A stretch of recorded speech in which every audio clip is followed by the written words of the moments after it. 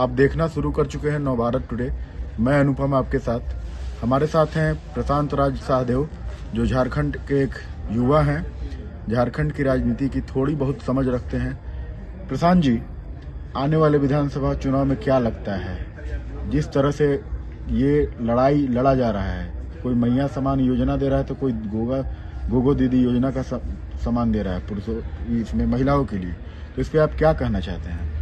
देखिए, आज की परिदृश्य में जो झारखंड का राजनीति बन चुका है और जहां यहाँ के राजनेता झारखंड को ले जाना चाहते हैं, उसमें मैं देखता हूं कि अभी जो वर्तमान सरकार है राज्य की, वो केवल झूठों इरादों के साथ झूठा सब प्रॉमिस जो उन्होंने किया है राज्य की जनता के साथ, आज की जनता अपने को ठगा हुआ महसूस कर रही है। जिस तरह से राज्य में लोगों ने पुरजोर समर्थन के साथ सरकार को स्थापित किया था इस राज्य में, उसमें क्या हुआ कि आप देखेंगे जो भी इन्होंने प्रॉमिस किया या जिस तरह से ये सरकार में आए और फिर इनकी मनोदशा या इनकी इरादों में आप कहीं ना कहीं खोट महसूस कर रहे होंगे, वो आज राज्य की जनता अपने आप को छला हुआ महसूस कर रही है। मैं आपको कुछ समय पहले ले जाना चाहता हूं, जहां राज्य 2014 से पहले राज्य की स्थिति ये बन चुकी थी कि राज्य को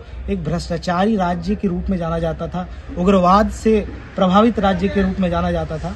लेकिन जब 2014 में भाजपा की सरकार बनी और उस कार्यकाल में जिस तरह से काम हुआ, सुदूर ग्रामीण इलाकों में आप देखेंगे सड़कों का निर्माण हुआ, भवनों का निर्माण हुआ, जहां उग्रवाद से प्रभावित लोग थे वो उस क्षेत्र में अपने आप को अच्छे ढंग से निखार पाए, विकास का गति जो है बढ़ पाया, वो कहीं ना कहीं 2019 के बाद रुक चुका।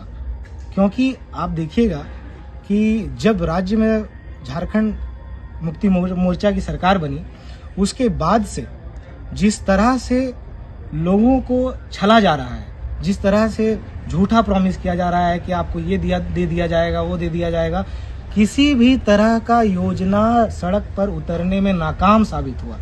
तो आप कहना ये चाहते हैं कि सीधा सीधी ये कहना चाह रहे हैं कि झामुमो की जो सरकार है, हेमंत सोरेन की सरकार है, वो पूरी तरह विफल रही? बिल्कुल।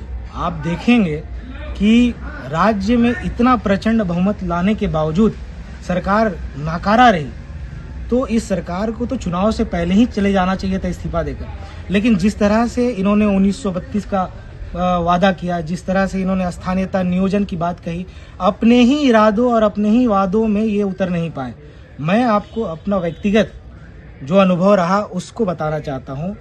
आज जब राज्य अलग हुआ, और जब राज्य अलग हुआ तो 2000 ईस्वी में 25 जनवरी की रात को मेरे घर में मेरे जो दादाजी थे उनका निर्मम हत्या कर दिया गया उग्रवादियों के कारण।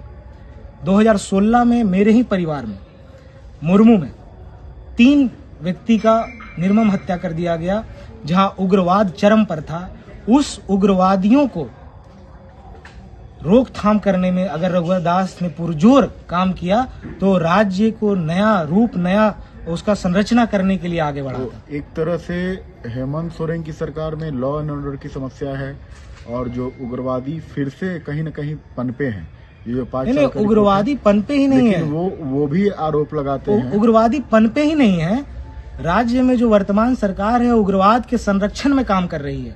उग्रवादियों का बनाया हुआ ये झारखंड मुक्ति मोर्चा पार्टी। अच्छा, तो जब आपके समय में पूरी तरह से भाजपा की सरकार में जब पूरी तरह से उग्रवादियों का खात्मा कर दिया, तो ये जन्मे कहाँ से?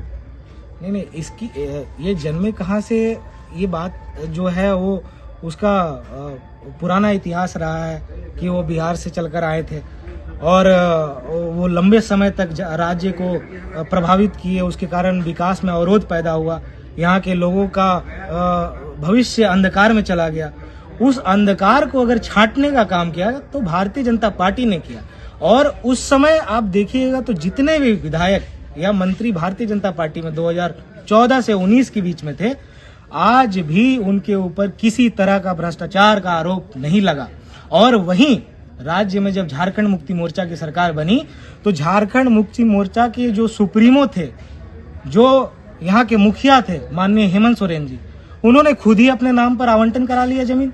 उन्होंने खुद ही पहाड़ खुद ही सारा भ्रष्टाचार में लीन हो गए वो। एक आखिरी सवाल, झारखंड में इतनी हाथी उड़ाया गया था रघुवर दास की सरकार में, उसका क्या हुआ? आप अगर एक निष्पक्ष युवा हैं तो उसके बारे में भी बताइए कम शब्दों में। आप उस समय देखेंगे तो 2000 के बाद से 2014 तक कोई भी ऐसी योजना नहीं लाई गई थी जहां से बाहर के लोग इन्वेस्ट करने आए, लेकिन राज्य में पहला इन्वेस्टमेंट अगर कोई कराने के लिए प्रयास किया तो भारतीय जनता पार्टी की थी। उस समय 150 MOU साइन हुआ था, लेकिन उसको अगर आगे नहीं ले जाया गया या कहीं वो रोक दिया गया तो ये वर्तमान सरकार की नाकामी थी, जिसके कारण वो आगे नहीं बढ़ पाया। और अभी की जो स्थिति है, अभी की स्थिति ये है कि राज्य कहीं भी किसी भी तरह से विकास के पैमाने को देखता नहीं है। गोगो दीदी योजना में आप देखिएगा